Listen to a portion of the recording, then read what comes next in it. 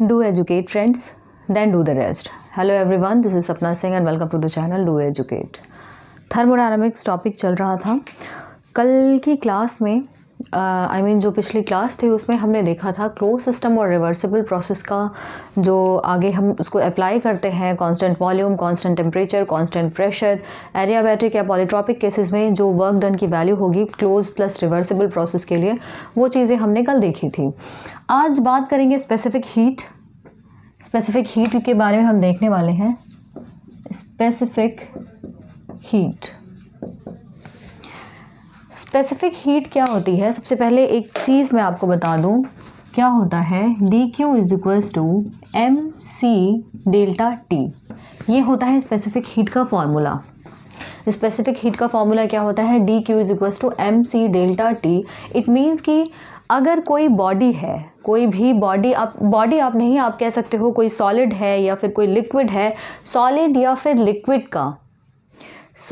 फिर लिक्विड के एक यूनिट मास का टेम्परेचर एक यूनिट बढ़ाने के लिए या एक यूनिट चेंज करने के लिए जिस हीट की ज़रूरत होती है उसे हम क्या कहते हैं? स्पेसिफिक हीट कहते हैं।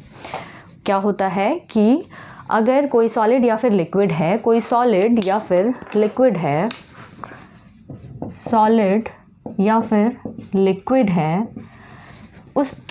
उसके यूनिट मास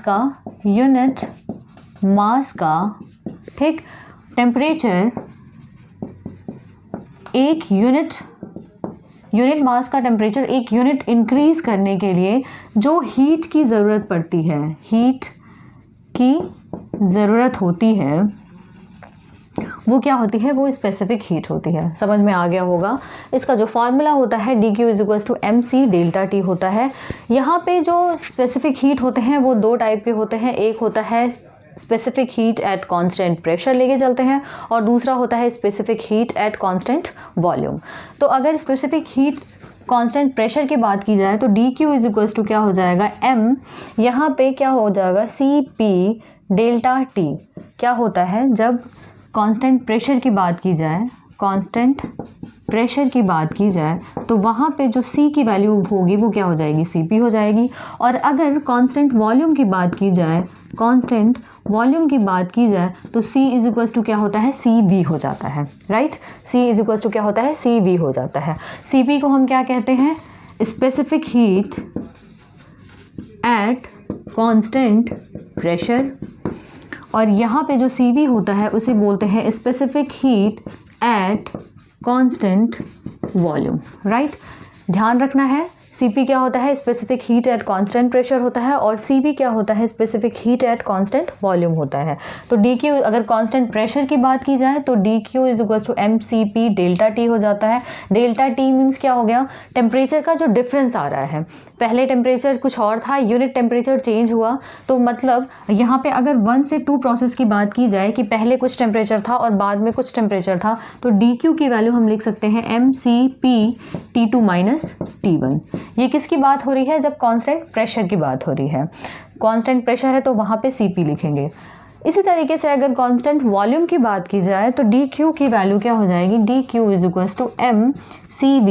mcv∆T। यहाँ पे क्या है? At constant volume. ये किस चीज़ के लिए है? कांस्टेंट वॉल्यूम के लिए है।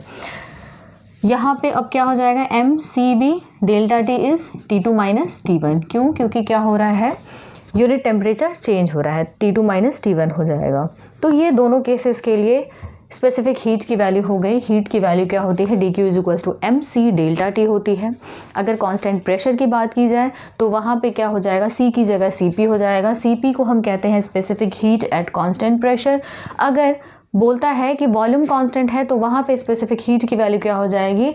dq = mcv∆T का फॉर्मूला बन जाएगा और Cv वहाँ पे क्या है? Specific heat at constant volume. एक ध्यान देने वाली बात यहाँ पे ये है कि Cp और Cv दोनों स्पेसिफिक हीट है, तो यहाँ पे क्या होता है? Cp हमेशा क्या होता है? Cv से बड़ा होता है। ये हमें दिमाग में रखना है, दिमाग में एकदम बिठा लेना है कि Cp की वैल्यू क्या होती है? Cv से बड़ी होती है ऑलवेज। ऐसा नहीं है कि हाँ कुछ केसेस में होती है, कुछ केसेस में नहीं। तो Cp की वैल्यू जो होती है वो क्या होती है? हमेशा और हमेशा Cv से ज़्यादा होती है। ये बात हो गई स्पेसिफिक हीट के बारे में। तो होता क्या है, जब CP ग्रेटर देन है CV से, तो यहाँ पे एक इक्वेशन बनती है CP और CV का जो डिफरेंस होता है। CP बड़ा है, हमें पता है CP बड़ा है, तो CP जब बड़ा है तो CP माइनस CV, और इसकी जो वैल्यू आती है वो क्या होती है, R होती है। R हमें पता है कैरेक्टरिस्टिक गैस कांस्टेंट। R हमने कल देखा था कि R क्या होता है, R के बारे में पढ़ा था, कैरेक्टरिस्टिक गैस कांस्टेंट के बारे में पढ़ा था जो कि R होता है। एक हमने पढ़ा था यूनिवर्सल गैस कांस्टेंट के बारे में जो कि R बार होता है, उसकी वैल्यू हमने क्लास में देखी हुई है। तो CP minus CV is equal to क्या होता है, R होता है। R क्या है यहाँ पे, कैरेक्टरिस्टिक गैस कांस्टेंट है। एक चीज़ और, यहाँ पे CP और CV का जो डिफरेंस होता है वो R होता है, और जो CP और CV का जो आप डिवीज़न करते हो तो उसकी वैल्यू क्या होती है, गामा आती है। क्या आती है, गामा। तो ये दोनों फार्मूले नहीं, आप कह सकते हो तीनों नहीं, ये सारे फार्मूले एक्चुअली इंपॉर्टेंट है। एक तो ये क्या हो गया कि स्पेसिफिक हीट की वैल्यू कितनी आएगी, CP की वैल्यू हमेशा CV से बड़ी होती है, CP और CV का जो डिफरेंस होता है वो R के बराबर होता है, और R क्या है यहाँ पे, कैरेक्टरिस्टिक गैस कांस्टेंट है। CP और CV का जो रेशियो होता है वो क्या होता है, गामा होता है। ये चीज़ हमने देख ली किसके बारे में, स्पेसिफिक हीट के बारे में।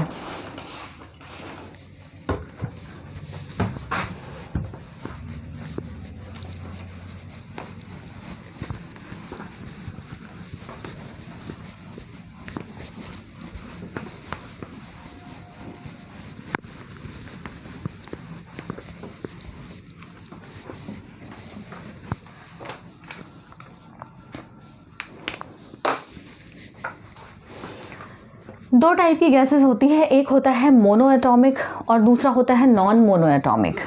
ठीक, क्या होता है, एक मोनो एटॉमिक और दूसरे होते हैं ये नॉन मोनो एटॉमिक। इसका जो मोनो एटॉमिक गैसेस होते हैं उनका एग्जाम्पल क्या है, वो क्या है, हीलियम हो गया आपका, ठीक, नियॉन हो गया, और आप कह सकते हो आर्गन हो गया। ये सब क्या है, ये गैसेस जो है वो मोनो एटॉमिक गैसेस हैं। इसी तरीके से अगर नॉन मोनो एटॉमिक की बात की जाए तो ऑक्सीजन हो गया, नाइट्रोजन हो गया, SO2 हो गया, CO2 हो गया, ये सारे क्या है, नॉन मोनो एटॉमिक गैसेस हैं। तो जो ये हम क्या करते हैं कि गामा की जो वैल्यू होती है, हमें पता है CP minus CV is equals to क्या होता है, R होता है। CP minus CV is equals to क्या होता है, R होता है, और CP by CV is equals to क्या होता है, गामा होता है। यहाँ पे भी लिखते हैं CP minus CV is equals to R, और CP by CV is equals to क्या होता है, गामा होता है। एक चीज़ यहाँ पे ये ध्यान रखनी है कि CP माइनस CV जो R है वो किसके लिए है, वो क्या है, आइडियल गैस के लिए है। ये किसके लिए है, आइडियल गैस के लिए है। आइडियल गैस मतलब जो नेचुरली एग्जिस्ट करती है, तो चाहे मोनो एटॉमिक हो या फिर नॉन एटॉमिक हो, डाई एटॉमिक हो, कुछ भी हो, वो गैसेस क्या होती हैं, आइडियल गैस ही तो होती हैं। क्योंकि आइडियल गैस का मतलब क्या होता है, पहली चीज़ कि वो नेचुरली एग्जिस्ट करती है, दूसरी चीज़ इनके जो अंदर इंटरमॉलिक्यूलर जो फोर्सेस होते हैं उनकी वैल्यू बहुत कम होती है, जिसको कि हम नेग्लेक्ट कर देते हैं। ठीक, तो ये क्या हो गया, हमने ये इसका फॉर्मूला लिख लिया। होता क्या है, जब भी मोनो एटॉमिक गैसेस की बात की जाए तो टेम्परेचर का क्या होता है, हम इनके ऊपर टेम्परेचर का क्या इफ़ेक्ट पड़ रहा है हम वो स्टडी करने वाले हैं यहाँ पे। तो जैसे ही हम गैसेस का टेम्परेचर बढ़ाएंगे, हीलियम ले लो आप, हीलियम को ले लो, हीलियम का टेम्परेचर अगर हम बढ़ाते हैं, अगर मोनो एटॉमिक गैस का टेम्परेचर हम बढ़ाते हैं, क्या कर रहे हैं हम यहाँ पे टेम्परेचर को रेज़ कर रहे हैं। टेम्परेचर जब बढ़ाते हैं तो CP हो चाहे CV हो चाहे गामा हो, इन सब में कोई इफ़ेक्ट नहीं पड़ने वाला। बात समझ में आ रही होगी कि मोनो एटॉमिक जो जितनी भी गैसेस होती हैं, हीलियम ले लो, आर्गन ले लो, ठीक है, नियॉन ले लो, कोई भी गैस ले लो, उसमें अगर हम टेम्परेचर बढ़ाते हैं, हीलियम का अगर हम टेम्परेचर बढ़ा रहे हैं तो ना तो CP बढ़ेगा, ना तो CV बढ़ेगा, ना तो गामा बढ़ेगा। भाई सब कुछ यहाँ पे कांस्टेंट होने वाला है। ठीक, ये क्या है, मोनो एटॉमिक गैसेस के बारे में बात हो गई। अगर नॉन मोनो एटॉमिक गैसेस के बारे में बात की जाए, जैसे एयर भी है। एयर क्या है, ये क्या है, ये नॉन मोनो एटॉमिक के बारे में बात की जाए, O2 N2 SO2 और CO2 की बात अगर की जाए, जितने भी नॉन मोनो एटॉमिक गैसेस होते हैं उनमें अगर हम टेम्परेचर को रेज़ करते हैं, टेम्परेचर को अगर हम बढ़ाते हैं, तो होता क्या है यहाँ पे कि CP की वैल्यू भी बढ़ती है। ठीक, अब Cp की वैल्यू बढ़ रही है तो क्या आपको क्या लगता है Cv की वैल्यू बढ़नी चाहिए या नहीं बढ़नी चाहिए? आप एक फॉर्मूला देखो, Cp minus Cv is equal to क्या है, R है। R जब भी किसी गैस के लिए होगा वो क्या होगा, कांस्टेंट होगा। जब भी किसी गैस की बात की जाए तो R क्या होगा, किसी पर्टिकुलर गैस के लिए R की वैल्यू क्या होगी, कांस्टेंट होगी। R की वैल्यू क्या होगी, कांस्टेंट होगी। जब R की वैल्यू कांस्टेंट है इट मीन्स कि इनका डिफरेंस भी क्या होना चाहिए, कांस्टेंट आना चाहिए। तो अगर Cp बढ़ रहा है तो आपको नहीं लगता कि ये Cv भी बढ़ना चाहिए, और वो भी सेम प्रपोर्शन में, क्योंकि इन दोनों का डिफरेंस जो है वो R आना चाहिए। R फिक्स है, R किसी पर्टिकुलर गैस के लिए फिक्स है, उसकी वैल्यू चेंज नहीं हो सकती किसी एक पर्टिकुलर गैस के लिए। तो जो दोनों का डिफरेंस है वो भी क्या होना चाहिए, कांस्टेंट आना चाहिए। नॉन मोनोएटॉमिक के केस में क्या है, टेम्परेचर बढ़ा रहे हैं तो हमें पता है कि Cp की वैल्यू बढ़ रही है। जब Cp बढ़ेगा और डिफरेंस हमें सेम लाना है, डिफरेंस हमें बराबर रखना है, तो हम क्या करेंगे, यहाँ पे इसका मतलब ये है कि Cv की वैल्यू भी जो होगी वो सेम प्रपोर्शन में बढ़ेगी, तभी तो R कांस्टेंट आएगा। तो Cp की वैल्यू भी बढ़ेगी और Cv की भी वैल्यू बढ़ेगी। किस केस में, नॉन मोनोएटॉमिक गैसेस के केस में, वो भी किस में, सेम प्रपोर्शन में बढ़ेगी। लेकिन गामा की वैल्यू क्या होती है, Cp by Cv is equals to gamma है। जब हम क्या करते हैं, जब Cp बढ़ाएंगे और Cv को भी बढ़ाएंगे तो यहाँ पे गामा की वैल्यू क्या होती है, डिक्रीज होती है।